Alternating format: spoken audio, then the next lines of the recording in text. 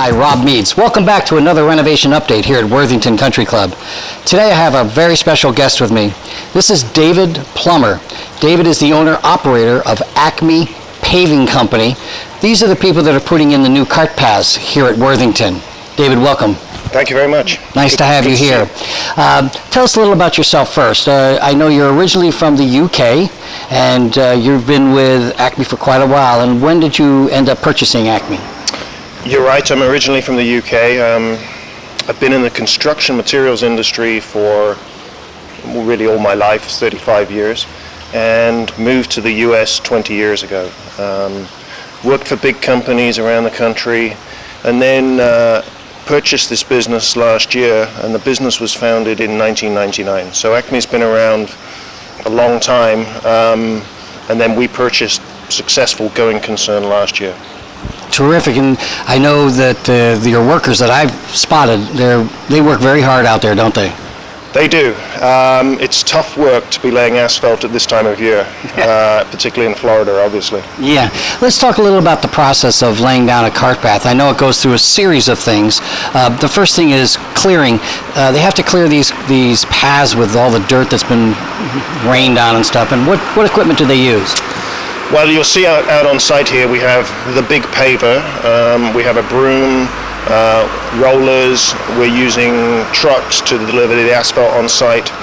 So we've got a kind of assembly of equipment that you'll have noticed goes around the course in a sort of train sequence.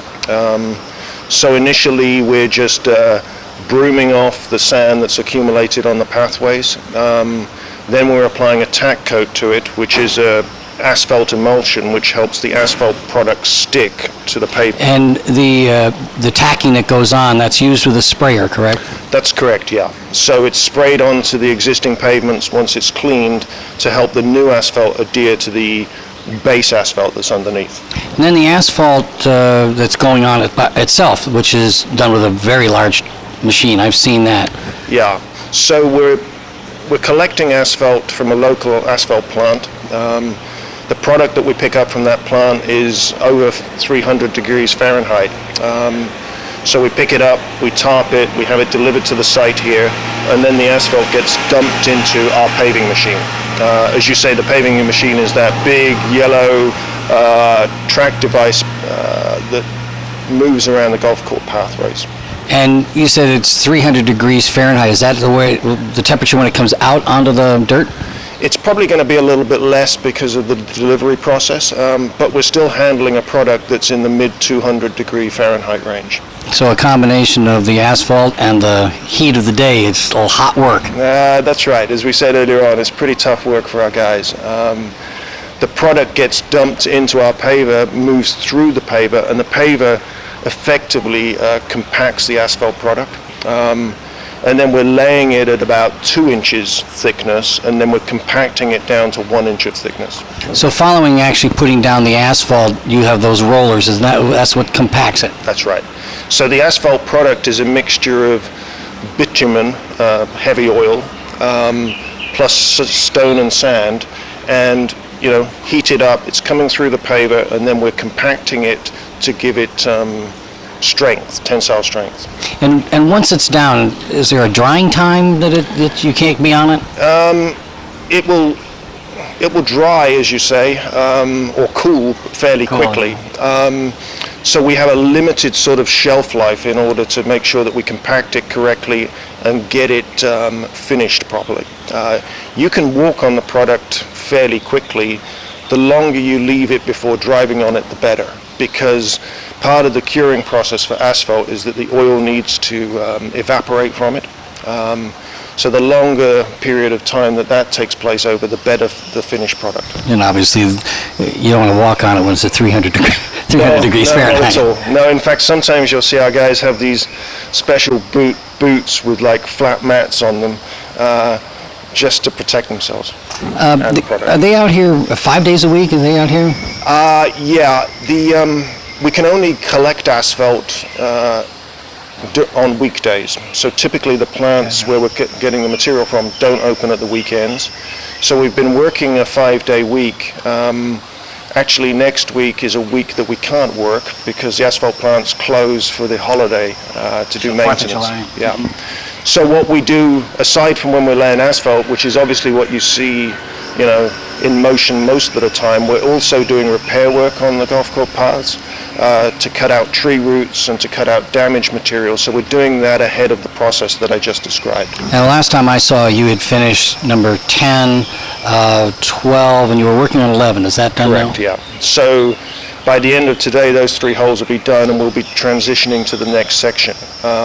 And then ahead of us paving on the next section, we'll be running through making sure that we cut out root damage, we cut out damaged pavement, replace that, put in root guard, and then you'll see the paving train sort of start up again once we can get asphalt the following week. Now, let's just hope the weather cooperates. Yeah, well, I appreciate everybody's patience with the process, because a couple of weeks ago when we were in that sort of monsoon sequence, it felt like we just couldn't start up and achieve anything. So it was constantly chasing ourselves and chasing sand off the course. So. Well, good luck the rest of the time. I know it's weather related, so I do appreciate the moments that you spent with us this morning. I know the members really appreciate the information you're giving them about paving cart paths here at Worthington.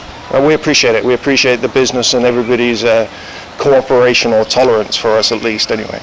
Thanks. Well, I hope you're slightly more educated about paving cart paths. It's a huge job here at Worthington. And again, my thanks to David Plummer of Acme Seal Coating and Paving. Well, besides paving, there's a lot of other things going on around the golf course. Let's take a look from both the air and the ground.